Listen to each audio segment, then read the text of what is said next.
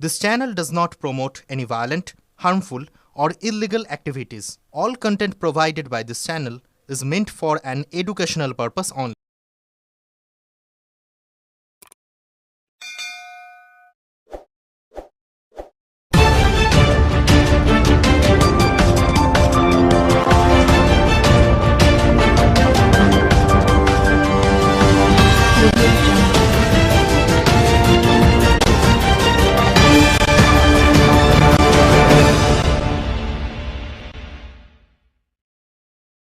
স্কুলে পরীক্ষা দেওয়ার পর উধাও এক ছাত্র।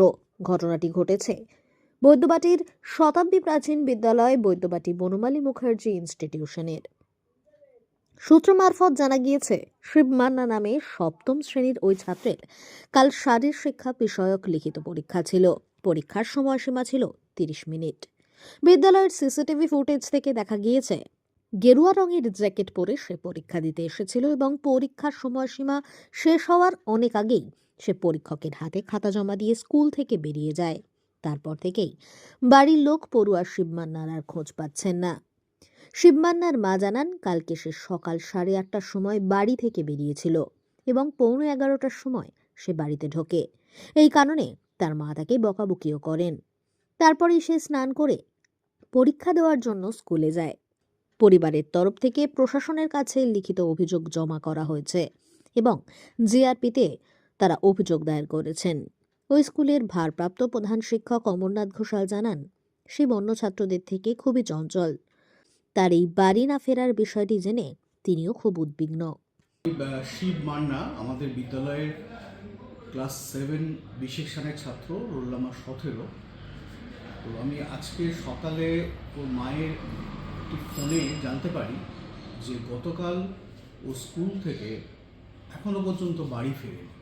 তো শুনেই আমি খুবই চিন্তিত এবং খুবই আশ্চর্য হলাম। শিব মান্না আমাদের বিদ্যালয়ের খুবই দুষ্টু ছেলে, কিন্তু খুব মিষ্টি এবং আচার ব্যবহার খুবই ভালো। মাস্টারমশাইদের প্রতি শ্রদ্ধা, ভালোবাসা সবই খুব ভালো ছেলে। তো এবং ওর যে মা, উনিও আমাদের সঙ্গে নিয়মিত যোগাযোগ রাখেন শিব মান্নার পড়াশোনার ব্যাপারে। তো হঠাৎ এরকম সংবাদ পেয়ে খুবই আশ্চর্য হলাম এবং তারপর সঙ্গে সঙ্গে আমি আজকে স্কুলে এসেছি। তো স্কুলে এসে জানতে পারলাম যে ওনারা পুলিশে জানিয়েছেন এবং পুলিশের তরফ থেকে আজকে আমাদের বিদ্যালয়ের সিসিটিভি ফুটেজ নেওয়া হলো। বেলা খেলতে গেছিল, খেলে আসার পরে আমি একটু বকাবাজ্য করার পরেও টান করে স্কুলে আসে। আসার পর থেকে আর স্কুল থেকে বাড়ি পর্যন্ত ফিরেনি। আমি সেই থেকেই স্কুলের গেটে এসে খুঁজেছি, থানায় গেছি, সব জায়গায় খোঁজাখুঁজি করছি, এখন অব্দি ছেলেকে খুঁজে পাইনি। Bureau report, খবরগুচ্ছ।